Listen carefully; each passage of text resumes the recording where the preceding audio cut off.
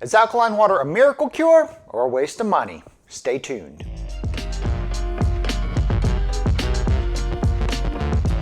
Thanks so much for watching today. Make sure you subscribe to my channel. Click that like button, hit that bell so you never miss a new recipe or a new health tip. My name's Dr. Blake Shusterman. I'm a board-certified kidney doctor and I'm also the cooking doc. And everything we talk about here today is just information. This is not medical advice. If you want medical advice, talk to your doctor, your nurse practitioner, or your physician's assistant.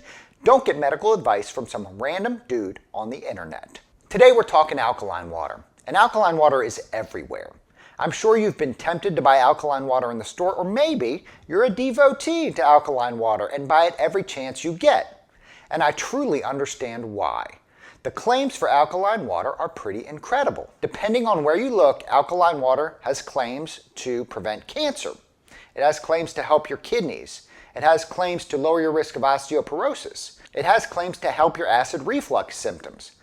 These are all great things that would do well if it were actually true. So today, we're going to bust some myths and get to the truth about alkaline water. Alkaline water is water that has been treated so that instead of a neutral pH of about 7, it increases to between 8 and 10. So one claim you may hear about alkaline water is it helps to keep the blood pH closer to the alkaline levels, or more basic. So the theory is that if you're drinking this more basic water, it will keep your blood more basic, and that will be better for a lot of the functions in your body, including lowering the risk of cancer and all this other nonsense. Because that's what it turns out it is. It's nonsense. When you drink that alkaline water at a higher pH, it goes down into your stomach, which has a pH of about 2 to 3, very acidic. It's got to be acidic to digest that food. But when that alkaline water gets down there, the acid in the stomach neutralizes it. So that pH between 8 and 10 becomes neutralized. So any idea that that alkaline water is going to get into your blood and change the pH of your blood gets out the window as soon as that alkaline water gets into your belly. But let's just imagine for a second, let's fantasize that that alkaline water, that higher pH, that basic water gets into your blood. What is going to happen? Even if that alkaline water were somehow to get into your blood, your body is excellent at keeping that pH at a very tight range. In fact, the pH in your blood, if everything is working well, will stay between 7.35 and 7.45. And you may think, well, maybe you're closer to 7.45 or 7.5 would be better for you. Turns out it's not the case. So how important is that regulation of the pH in your body? Well, if I'm working in the hospital and somebody calls me, the kidney doctor, and says somebody has a pH of 7.0 instead of 7.35 or 7.4, it may not sound like much to somebody who doesn't know much about the body and pH, but for me, that is throwing off all kinds of alarms. That is telling me that that person is critically ill just because that pH has gone down to 7.0 from 7.35 to 7.45. So even a tiny drop means you're critically ill. So the bottom line is that alkaline water has zero impact on the pH of your blood.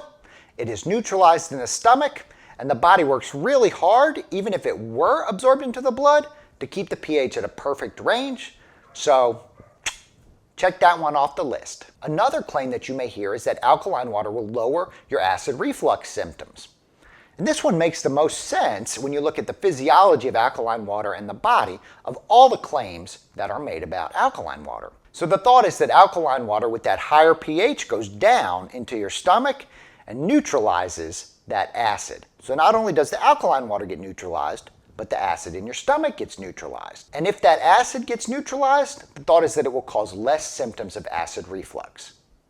Now, this is something that has not been studied on a wide level in a human population, so we don't know if it's true. It makes sense theoretically, but how much alkaline water would you have to drink? Would you have to drink it all day? Would you have to keep a glass by your side and just drink it? Would it be one glass 3 times a day? There are all these things that we still would need to figure out. Would that neutralization of the stomach acid by the alkaline water actually cause difficulty in the way you digest food? These are all questions that would need to be figured out before a claim like that is verified and before any doctor would recommend alkaline water to treat acid reflux. A third claim that you might hear is that alkaline water can lower your risk of cancer. We can knock this one off the bat right away. There is no way, as we discussed before, that alkaline water will get into your blood and change the pH of any tissues. And because of that, it won't change the acid or base environment where any cancer is trying to grow. And so therefore, there is no way that drinking alkaline water will lower or increase your risk of a tumor growing, even if that tumor is more prone to grow in acidic environments. Next, number 4, if I'm counting correctly, is that alkaline water will lower your risk of osteoporosis. But again, it turns out that's not exactly how the body works, and that there's no data to support that alkaline water will lower your risk of osteoporosis or bone breakdown. Finally, number 5, and I think this is where a lot of the confusion comes from, is the difference between an alkaline diet and alkaline water. So alkaline water is that treated water that goes down in your stomach and right away is neutralized. An alkaline diet, in fact, is different. An alkaline diet is full of foods that do not produce an acid load in your body. So certain foods like red meats or some hard cheeses and processed foods are digested in the body and then release a lot of acid. Now that acid doesn't change the pH of your blood, but it does make the kidneys work a little bit harder to get rid of that acid. And if your kidneys are working a little bit harder to get rid of that acid, there's a cascade of events that puts you a little bit more at risk for progression of your chronic kidney disease. Now we're still trying to sort through the basics of that, but the bottom line is a diet that is more acidic versus alkaline may put your kidneys at a little more risk. And that's why I do recommend that people who are at risk for kidney disease eat a more alkaline diet. But an alkaline diet has nothing to do with alkaline water. An alkaline diet is a diet that is high in things like greens and vegetables and herbs and spices and whole grains, less red meat. That is an alkaline diet. There is no alkaline water in an alkaline diet. Bottom line is an alkaline diet is good for you. Alkaline water? Who cares? Alkaline water is an expensive way to keep you hydrated. There is no benefit to that alkaline processing of the water. Stick with regular water and keep yourself hydrated that way. Your body won't know the difference. I'm Dr. Blake Shusterman. Thank you so much for watching today. Come join us again next week. Make sure you subscribe to my channel. Click that like button, hit that bell so you never miss a new recipe or a new health tip. Check out my website, thecookingdoc.co, for lots more information and healthy recipes. Check out my book, The Cooking Doc's Kidney Healthy Cooking, a Modern 10-Step Guide to Preventing and Managing Kidney Disease, and we will see you next time.